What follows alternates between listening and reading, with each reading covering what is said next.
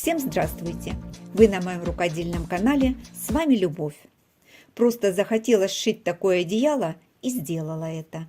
Все мечты должны сбываться, вот и моя исполнилась. Одеяло детское, двухстороннее. Изнаночную сторону шила в предыдущем видео, ссылку оставлю вверху.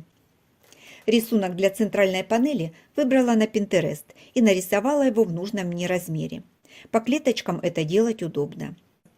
Ткани заказала хлопчатобумажные, брала небольшими отрезами по 50 сантиметров, чтобы вышло бюджетнее.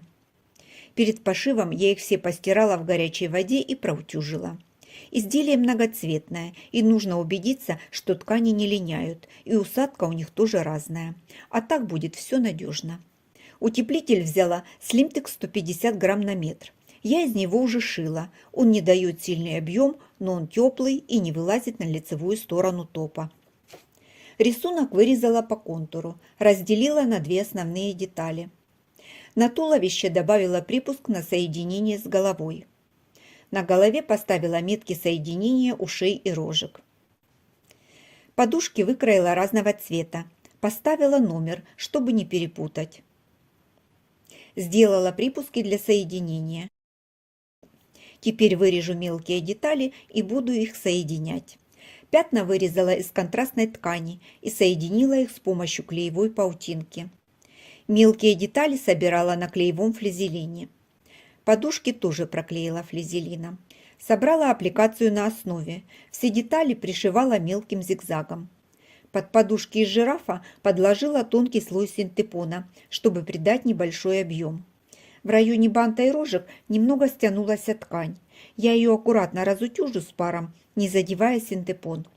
Больше изделия гладить не буду, чтобы сохранить объем. Сборка одеяла. Изнаночная сторона у меня готова. Сверху кладу Slimtex, на него подготовленную панель с аппликацией. Панель решила закрепить стежкой. Для начала изнанку с утеплителем соединила наметкой. Работы будет много, машина у меня бытовая, а с наметкой точно ничего не сдвинется. Перенесла разметку изнаночной стороны на Slimtex и провела осевые линии. Панель с аппликацией расположила по центру и закрепила булавками. Стягала только ткань вокруг аппликации. Аппликация осталась объемной. И решила сделать жирафу пупок. Люблю такие мелочи, как вишенка на торте. Вырезала полоски из ткани с геометрическим рисунком.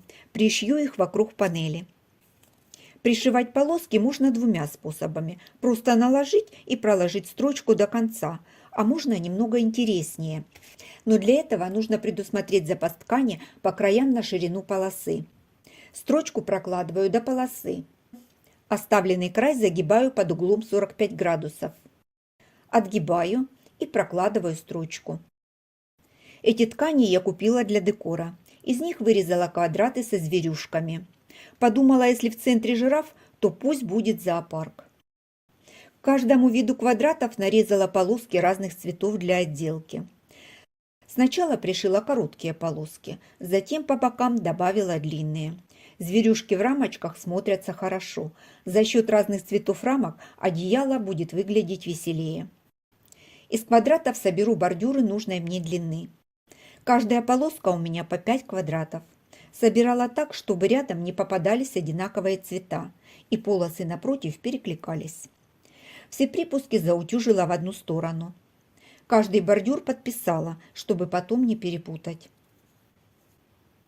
Подготовленный бордюр кладу на отделочную полосу, совмещаю края и скалываю булавки не только в местах соединения квадратов, а и по боковой стороне, чтобы не было перекоса. Край отделочной полосы у меня не пришит, только закреплен булавкой. Мне не нужны лишние строчки, они все будут видны на обратной стороне одеяла, а так будет аккуратней.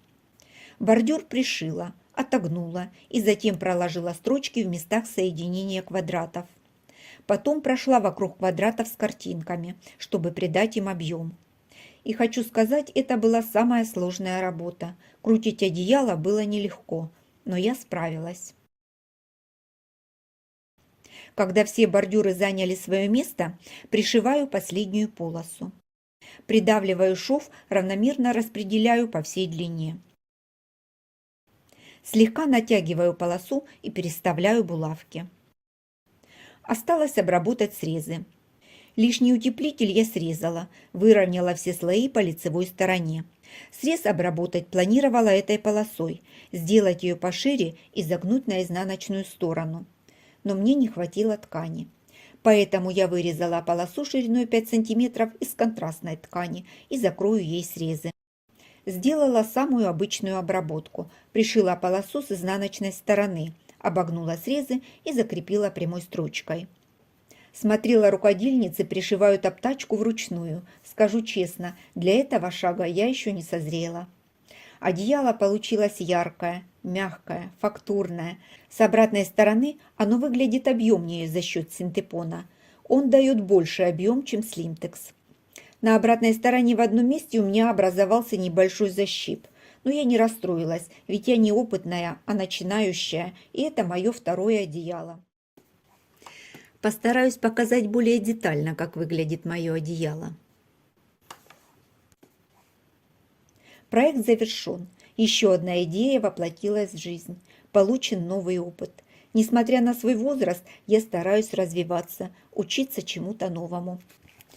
Надеюсь, это одеяло не последнее, и я еще вернусь к этой теме. Жду ваши комментарии, я их все вижу, читаю и по возможности отвечаю. Мне интересно, что думают мои зрители. А я на этом с вами прощаюсь, до встречи в новых видео.